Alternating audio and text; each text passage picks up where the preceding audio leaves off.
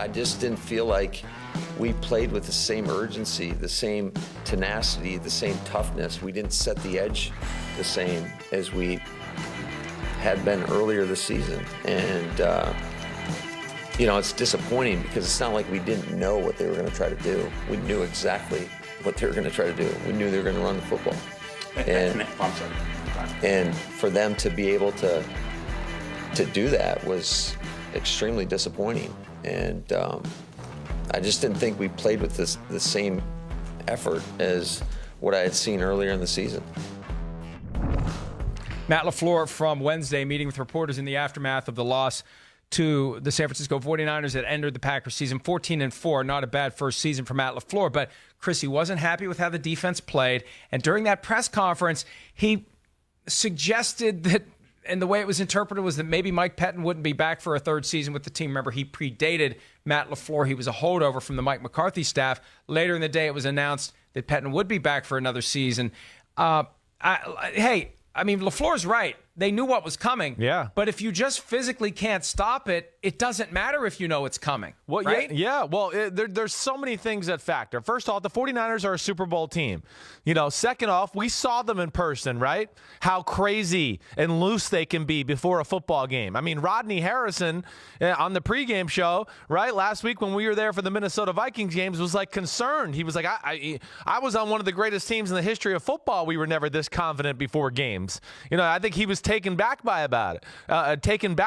But Shanahan has created a culture there, one, by his scouting and the kind of players he get there. And, Mike, we've had this conversation. He's got a bunch of guys that just like he says run through the wall, and they run through the wall. They don't think about, like, the consequences or anything. They just go, coach told me to run through it. Here I go. Zoom. Water boy.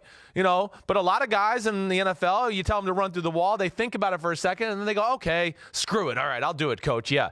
And they have that. Added to the fact that, I think you're right. The 49ers had great belief.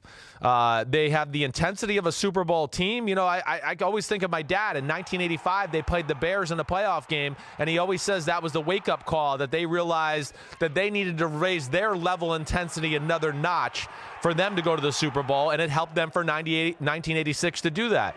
But I think this was a team that got blown out by this team early in the year. I think they went into the game with no confidence. I'm watching the pregame show, and I was thinking the same thing.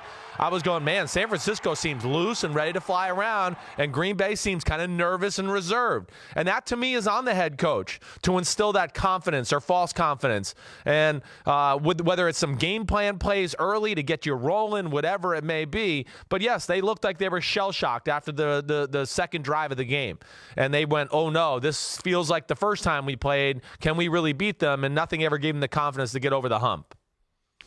And remember, it was John Fox who got fired by the Broncos after a playoff loss because John Elway, the GM of the team, said he wanted to see more of an effort to go out kicking and screaming when it was time to lose in the playoffs. It was after they had lost to the Colts a few years ago. And you mentioned the impact on the Giants of losing to the Bears in the 85 playoffs. It was the Bears losing to the 49ers. Niners in 84, right. 23-0. Right. On the plane ride home. That's where the seeds were planted for the 85 Bears. Right. They were upset that they got manhandled by the 49ers, that they got shut out by the 49ers, and they were determined that the next year it was going to be different. And I just wonder how much of Matt LaFleur's frustration from yesterday is a combination of, one, we got our butts kicked even though we knew what they were going to try to do, and maybe number two, he hasn't detected yet that sense of determination that they're going to do what they have to do to compete with the 49ers. Because, Aaron Rodgers, after the game, when he looked like he had just come in from 3 months out to sea, his words were way too optimistic for the ass-kicking the Packers had just taken. Right. Yeah, I think the window's open, and I think we're going to be on the right side of these one of these times soon. Not if you have to keep playing the 49ers, and they can come out and tell you what they're going to do and still do it to you, and you can't stop them. No, yeah, you're exactly right. Green Bay's got to get tougher up front on both sides of the ball. There's no doubt about that. They weren't as good as pass-protecting offensive line as they've been in years past. And, yes, they were better in the run game. but not to where I was just going, oh my gosh, they're just steamrolling teams every week. No, it's not that way. So they got to get better up front on the offensive line, as we saw in the NFC Championship game, the defensive line as well. I mean, hey, yes, I understand that they knew the 49ers are going to run the ball, but this was a defensive line that's not talented. Other than the two guys on the edge, that's just not that special on the inside, and neither are the middle linebacker play. So they got to really improve that. I mean, you're watching the 49ers and the Kansas City Chiefs go to the Super Bowl, and they're teams that have 8 and 9 defensive linemen who can play at a time. They can just keep rotating in fresh bodies. Green Bay can't even do that. So, one, they were compromised that way, which forced Pettin to do things he didn't want to do. And then, two, yeah, you might have known they were going to run the ball, but I bet you didn't know Shanahan was going to break out some of those plays and play design to go with it too. So when you have that double whammy to go along with it, that's when you get steamrolled for like 300 yards in rushing. And this gets back to a point that I've been kind of working on. I've run it by you through text, and we talked about it earlier this week.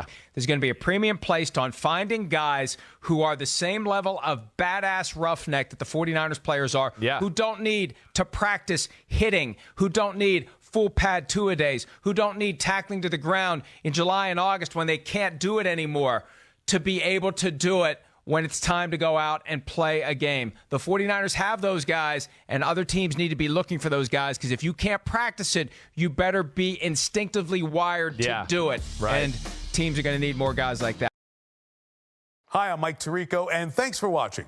Make sure to hit subscribe for the latest news and highlights from NBC Sports.